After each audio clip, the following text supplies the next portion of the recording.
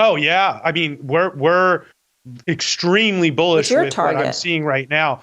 Hey, I'm Steven and this is Solving the Money Problem. If you're new, welcome. If you're not, welcome back. So today we're hearing from Ross Gerber on Tesla stock. Now, for those of you who aren't aware, earlier this year, Ross was suggesting that Tesla stock was overvalued. He wasn't continuing to buy the stock at that point in time. Well, Ross has had a big turnaround, is extremely bullish on Tesla stock, continuing to load up and recommending others do the same. So with that said, let's get into the video. If you love crypto, stocks and free stuff, or just want to help out the channel, check out these great offers. BlockFi are launching the world's first Bitcoin rewards credit card. People in the US can earn 1.5% Bitcoin back on every purchase with no annual fee using the BlockFi Bitcoin rewards credit card. Check out the link in the description. And for a limited time, you can get up to $250 in crypto bonuses when funding a new account on BlockFi, where you can use cryptocurrency to earn interest, borrow cash, and buy or sell crypto. If you want your free crypto, use the link in the description. And if you'd like up to 2 free stocks, check out the link in the description to WeBull. If you open a new account, you'll get 1 free stock valued up to $300 just for opening an account. And if you make an initial deposit of $5 or more, you'll get a second free stock valued up to $2,000. Seriously. Free stocks? Yes, please. And finally, if you're in Australia, the UK, or New Zealand, you can get a free stock with stake, also linked in the description. Thanks so much for your support, guys. Let's get back to it. Ross, I'll start it off with you. Obviously, we've talked about Goldman Sachs cutting the auto production forecasts. I mean, there's no secret there. How do you think it factors into something like Tesla or GM or anything else for that matter? Where do you stand on some of these automakers, and do you love any of them at this time, Ross? Well, you got to love Tesla with this problem. It's like Tesla already had more demand than supply of cars before this problem, but now the ICE car makers unable to make cars while demand for autos is still very strong, and the cost of gasoline being so ridiculously high has pushed even more people into the EV Tesla camp. And that's why we've seen Tesla rallying over the last couple days as it goes into, their production numbers, because I think they're going to have a record quarter. But they're the exception from the rest of the industry. And so I think this is a great time to be an EV maker. It's a very difficult time to be an ICE car maker. Oh my God, I don't want to let you go on this. So just a quick, Ross, you think they could have a record quarter, and this is on production or deliveries overall, because 900 was the high. It's getting closer to 800. I checked it this morning. It was 787. Does it still have room to the upside? Oh yeah. I mean, we're extremely bullish with what I'm seeing right now. So words matter, and I just want to point out there, Ross Gerber unequivocally stating that he is extremely bullish on Tesla. Not a little bullish, not fairly bullish, extremely bullish. And so am I. Hence being all in on Tesla stock. The China production numbers continue to go up. And I just want to quickly touch on China production numbers. There are rumors circulating that in September, Tesla produced north of 50,000 vehicles just in a single month. The annualized rate of production, if this rumor turns out to be true, is around 625,000 vehicles per year. This would be quite a feat considering the fact that in Tesla's Q2 2021 earnings report, they implied that the production capacity installed at Shanghai was, quote, greater than 450,000 units per year, which, 625,000 is certainly greater than 450,000, but it does seem to suggest that Tesla has massively increased their production capacity in just the last 3 months. And, Tesla makes their own chips, and they know how to make things that they can't get, unlike other automakers. So if you can't get one part at, let's say, Ford, there's nothing you can do about it. At Tesla, they'll just start making that part themselves. And I think this, focus on the manufacturing side of technology, because they're good at making chips, and Tesla actually makes chips. And a lot of the problems are really small pieces, not big pieces for the cars. Mm-hmm. And so they've been able to adapt.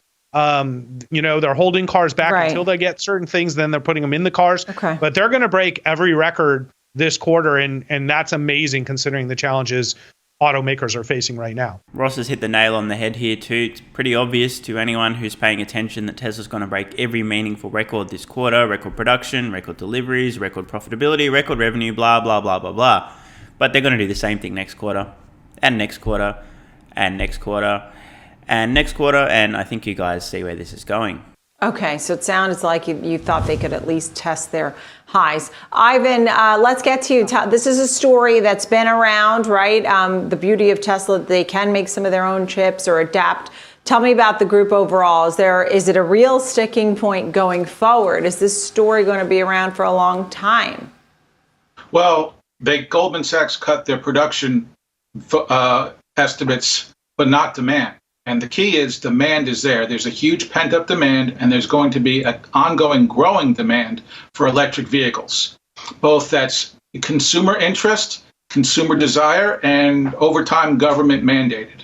Now, cars today and in the future are just going to be rolling computers, and you're going to see this shift from hardware-defined capabilities to software-defined capabilities that over time the automakers are going to be software companies. Just a quick show of hands in the comments below. Can anybody name an automotive manufacturer, one of the legacy folks whose expertise, their specialty, their focus for the last 10, 20, 30, 40, 50, 60, 70, 80, 90 plus, 100 plus years has been the internal combustion engine, is in a good position to transform themselves into a software company? Please, anyone?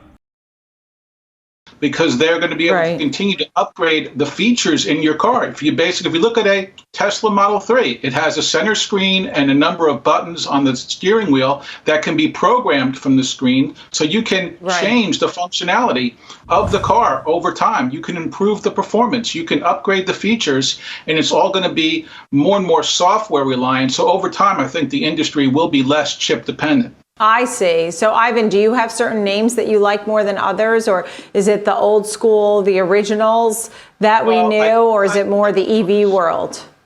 I do like General Motors, and I like Tesla. I've had a neutral rating on Tesla for some time, but I've said all along the benefit of the doubt in Tesla stock goes to the upside because everybody loves the car, the company, and its CEO. Why are you neutral on Tesla when you just laid out, I think, a very strong argument for Tesla?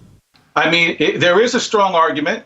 However, the valuation and the volatility make it tough to put a buy rating on it, Ross. But I do and have followed you and your points on Tesla for a long time and do agree. And I also believe that when the traditional ICE, the traditional car makers, Ford, GM, Stellantis, etc., start to make more electric cars, it won't really compete with Tesla because the whole industry will sell more electric cars. And I think the biggest competition to electric cars right now are gas cars, and when people and Tesla has a big leg up, though. They've already really established their brands, and some of the others, I think the others will all catch up, I guess, over time.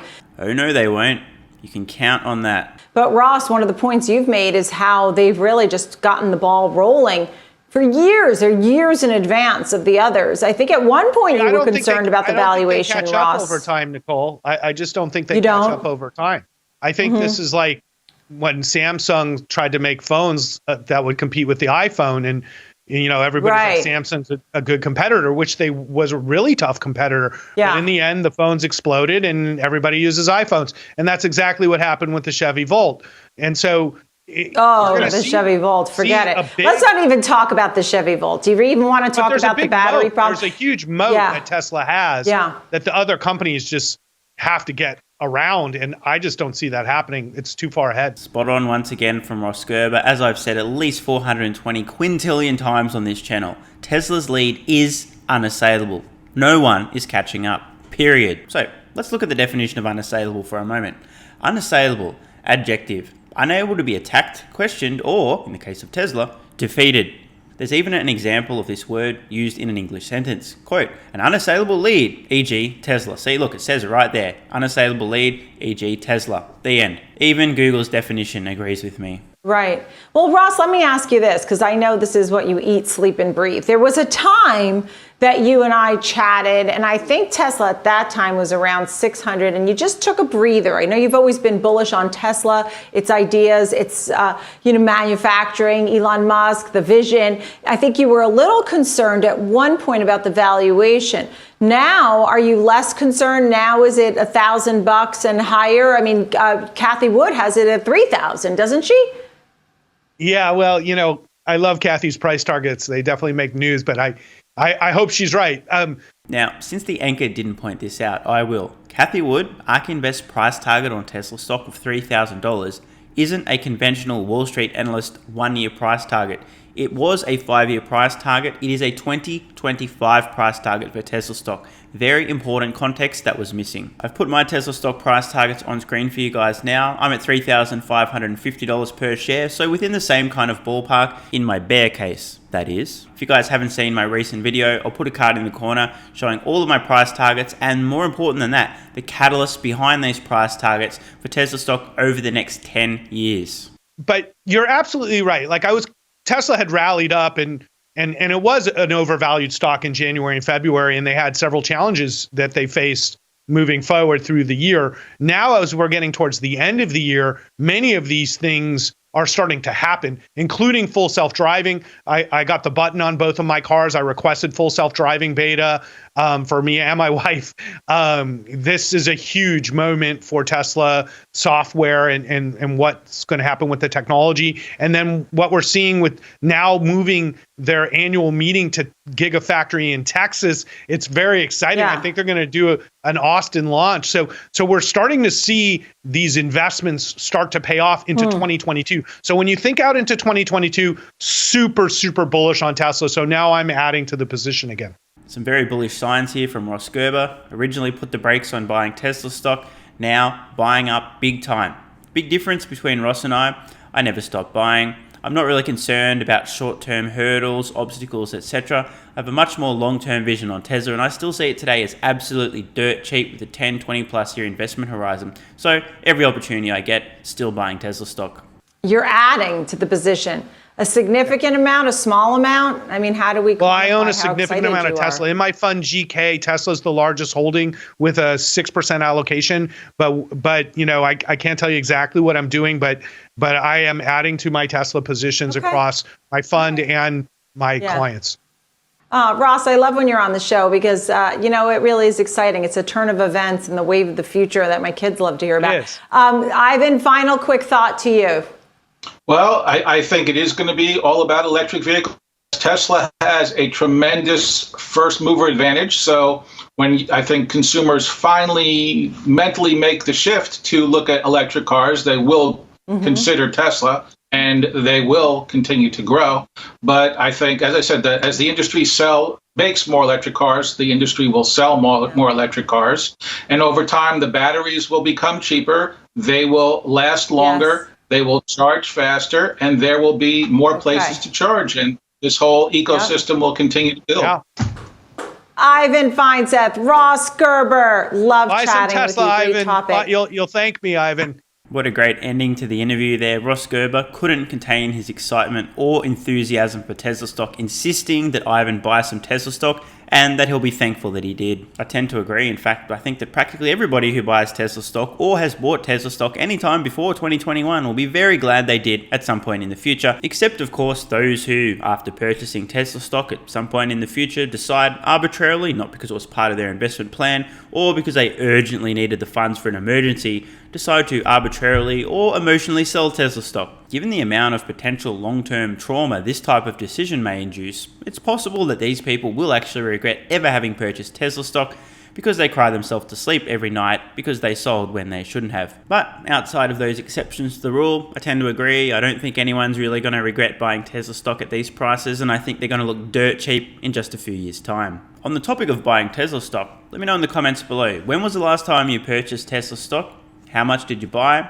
What did you pay? I'm Stephen Mark Ryan. This is Solving the Money Problem, and I love you all. And don't forget the BlockFi Bitcoin Rewards credit card, where you can earn 1.5% Bitcoin back on every purchase. There's a link in the description. You can also earn up to $250 in crypto bonuses when funding a new account on BlockFi, also linked below. And finally, don't forget your free stocks with WeBull and Stake, also linked in the description. These great offers also help out the channel. Thanks so much for watching. Let me know your thoughts in the comments below. And of course, if you have any ideas for future videos, let me know. I read all your comments. P.S. If you're still watching, you're awesome. If you'd like early access, exclusive videos, regular Q&As, our private Discord server and more, consider supporting the channel at patreon.com/solvingthemoneyproblem so I can keep creating content for you guys. There's a link in the description. You can now also become a member of the channel for some exclusive perks. To learn more, click the join button next to subscribe. And don't forget to check out our merch store. Either way, the best form of support is you being here and watching, so thanks again.